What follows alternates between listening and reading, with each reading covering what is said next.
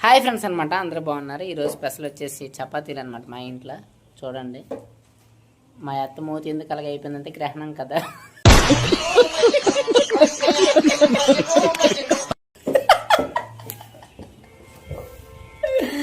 ఈరోజు మాత్రం ఎవరు కూడా అదేటన్నట్టు కడుపుతో ఉన్న వాళ్ళు ఎవరు బయటికి రాకండి, గ్రహణం మంచిది కాదు. అంటే ఐ మీన్ అంకుళ్ళు కూడా ఎవరు బయటికి రాకండి, వాళ్ళకి చిన్న చిన్న కడుపులు ఉండవు కదా.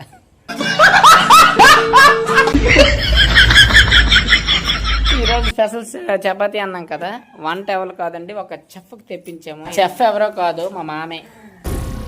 ఏం మాట్లాడుతున్నావురా, నరాలు కట్ అయిపోయింది.